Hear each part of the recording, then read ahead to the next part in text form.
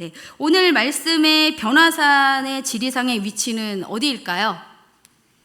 네, 정확한 곳을 알 수 없지만 다볼산과 헬몬산이라고 보는 두 가지 주장이 있습니다. 예수님과 제자들의 현재 위치는 빌립보, 가이사랴 빌립보입니다.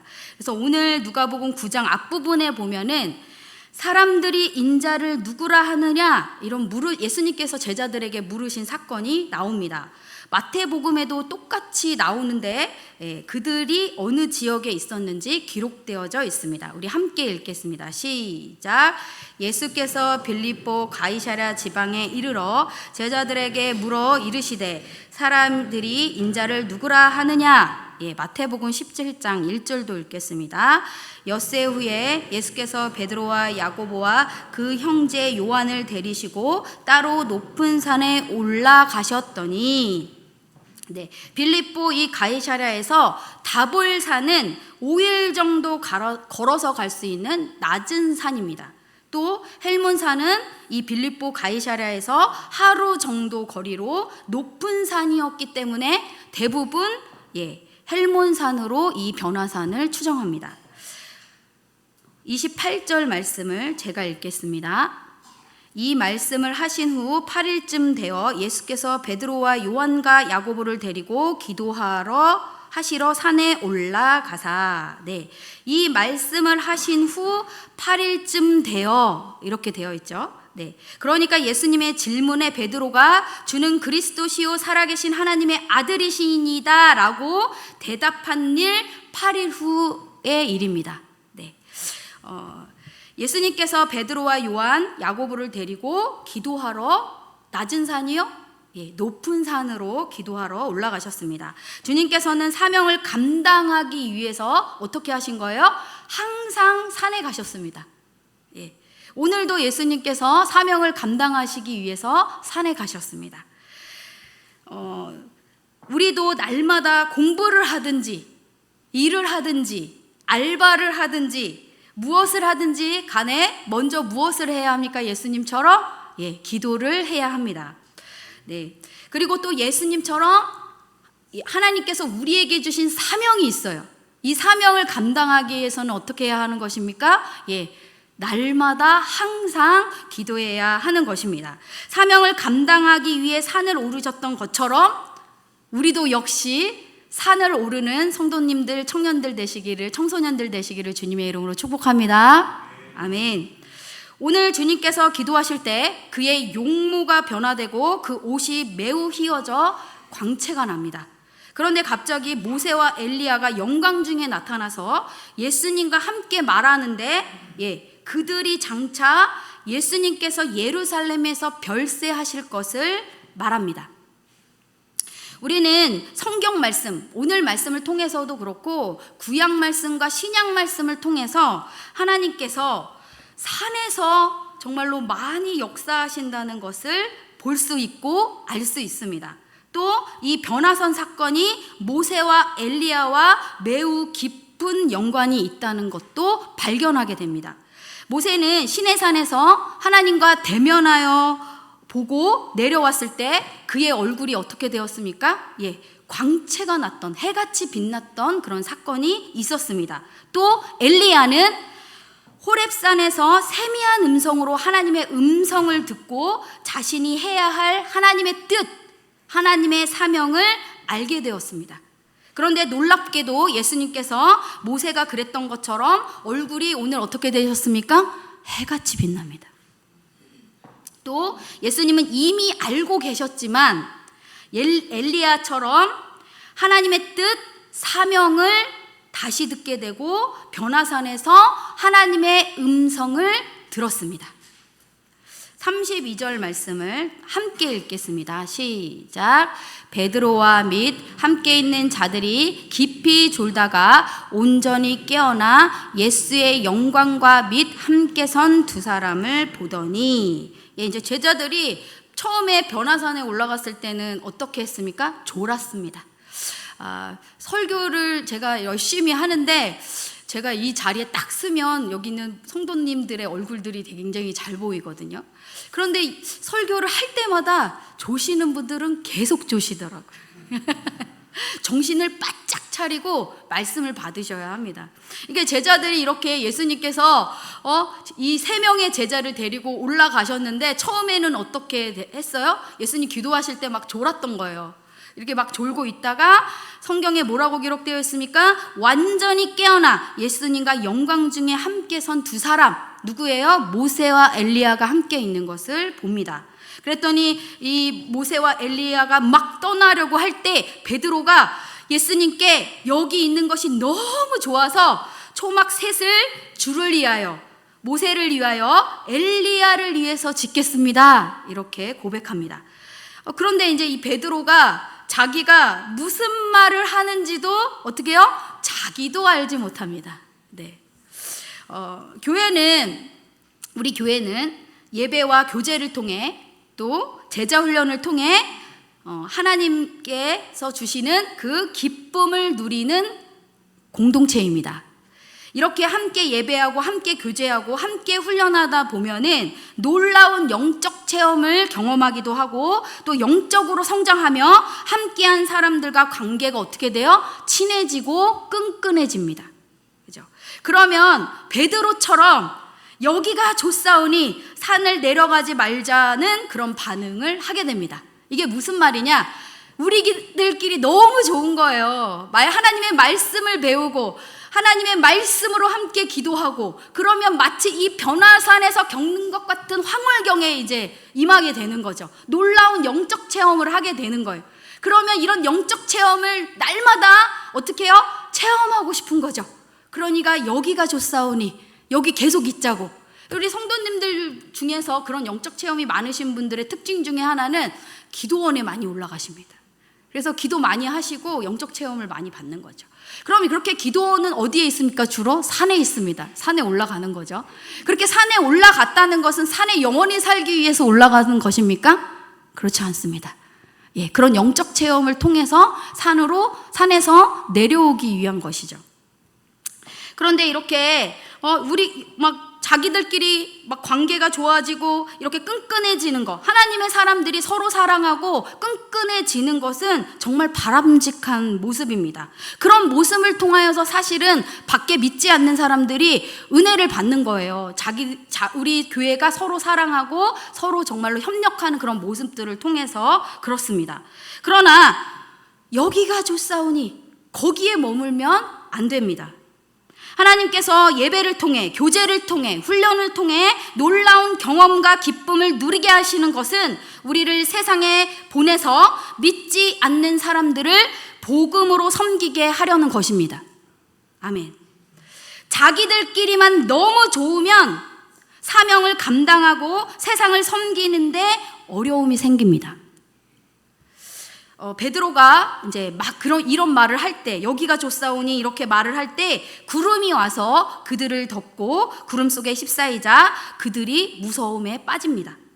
구름 속에서 이런 소리가 납니다. 이는 나의 아들, 택함 받은 자다. 너희는 그의 말을 들으라. 라는 소리가 들립니다. 제자들처럼 우리도 예배를 통하여서 또 놀라운 어떤 하나님의 영적인 그런 체험을 통해서 하나님의 영광을 경험하게 되면 오는 첫 번째 그런 증거가 무엇이냐?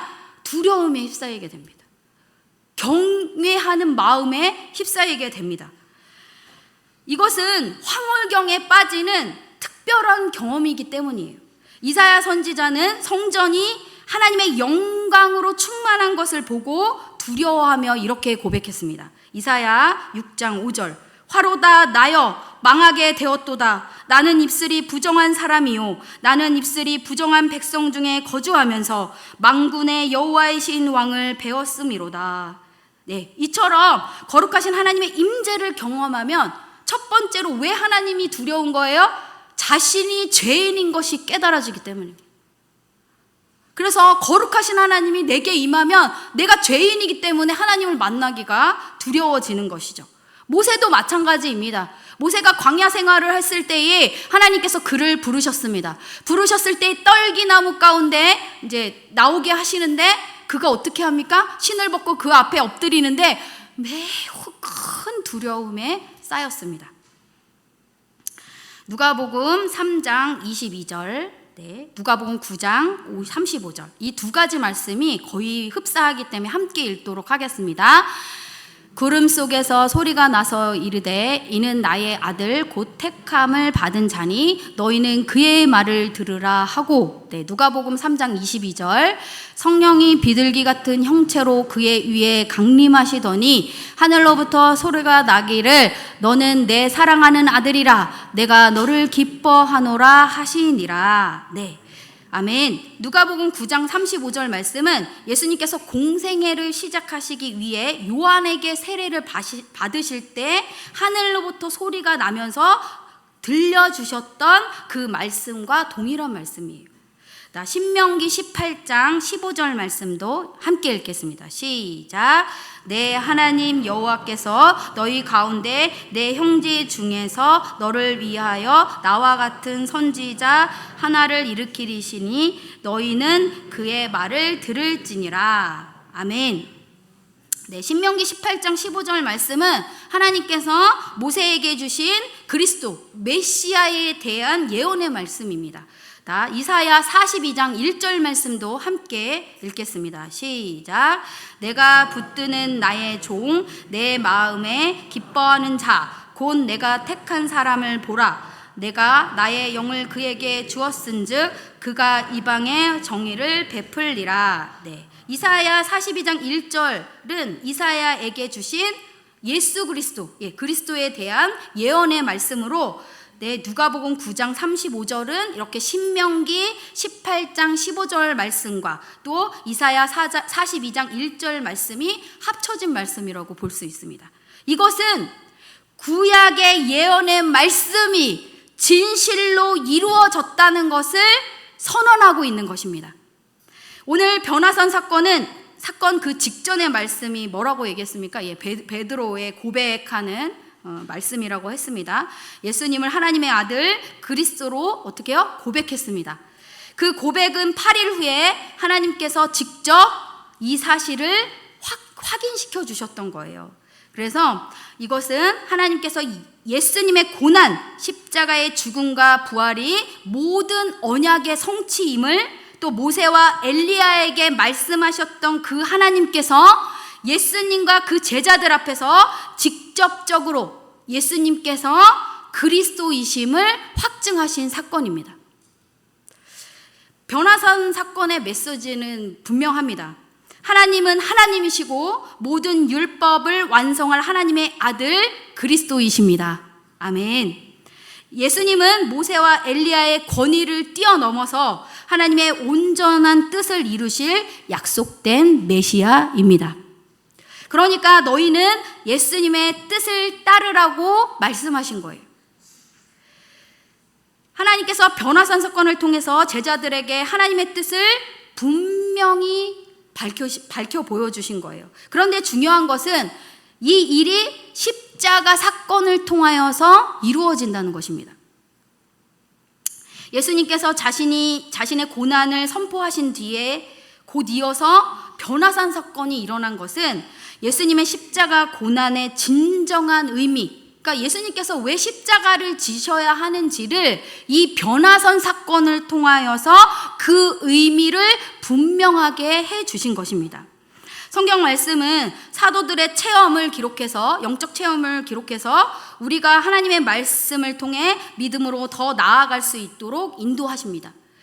이 변화산 사건 같은 영적 체험이 있으십니까? 아멘. 아멘. 감사한 일입니다. 그 영적 체험으로 우리의 믿음이 더욱 견고해집니다.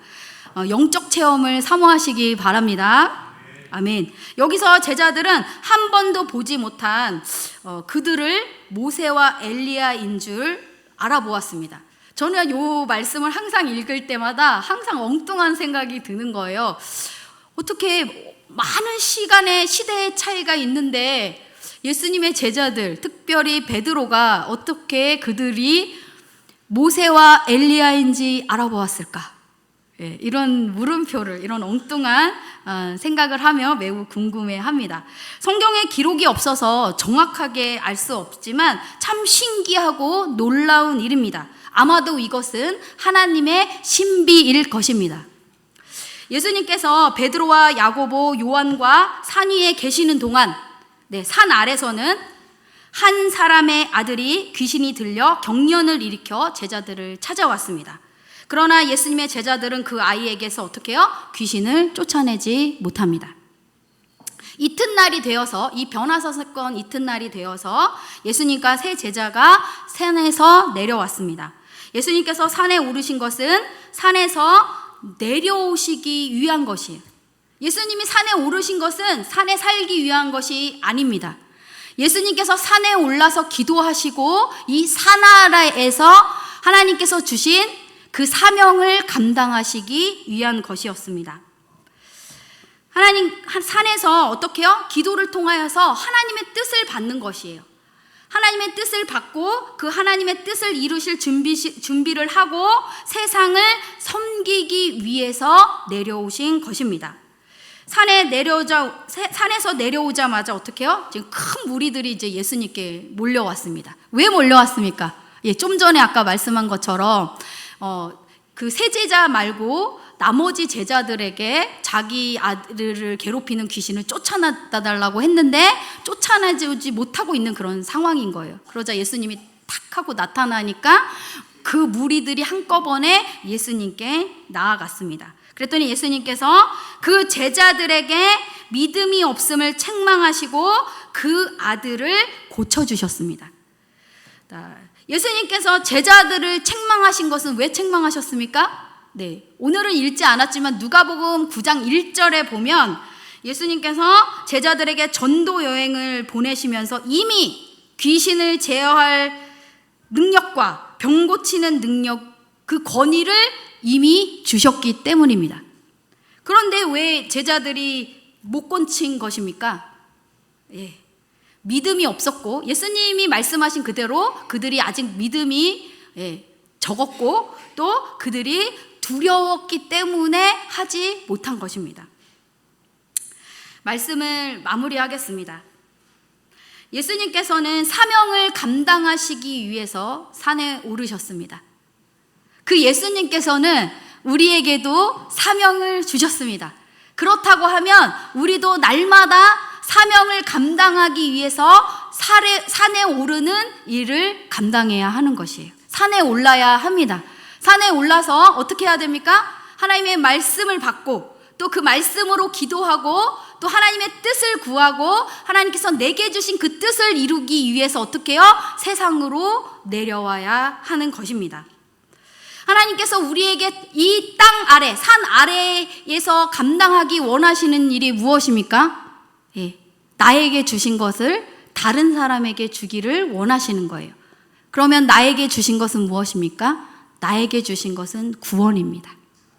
예수 그리스도의 십자가 사건, 부활 사건을 통해서 그 예수님을 믿음으로 말미암아 하나님 자녀가 된 나를 통하여서 믿지 않는 이뤄진 영혼들이 어떻게 되어지는 것이에요? 복음으로 섬김을 받고 하나님의 자녀로 세워지는 것을 간절히 원하시는 것입니다. 그 예수님은 누구십니까? 그 예수님은 예언의 성취이시며 또 우리에게 약속된 메시아 그리스도이십니다. 믿으십니까? 아멘. 그 예수님께서 우리가 그 사명을 감당할 때 우리에게 무엇을 주십니까? 성령을 주십니다. 능력을 주십니다. 어떤 능력을 주십니까? 제자들에게 주셨던 귀신을 제어하는 능력과 병을 고치는 치유의 능력과 또 복음이 선포되어질 때에 우리를 통하여서 성령께서 함께 일하십니다. 아멘. 이제 정말 예수님처럼 사명을 감당하기 위해 산에 날마다 오르시기 바랍니다. 그곳에서 정말로 공부할 때도, 일을 할 때도, 알바를 할 때도 항상 먼저 기도하십시오. 또 예수님께서 또 우리에게 주시는 영적 체험, 영적인 공급을 말씀과 기도, 예배와 훈련을 통해 우리에게 공급해 주실 때에 그 받은 것으로 산에서 내려와서 하나님께서 우리에게 허락하신 많은 사람들에게 나누고 섬기는 우리 청년들, 청소년들, 우리 성도님 되시기를 주님의 이름으로 축복합니다. 아멘. 기도하겠습니다.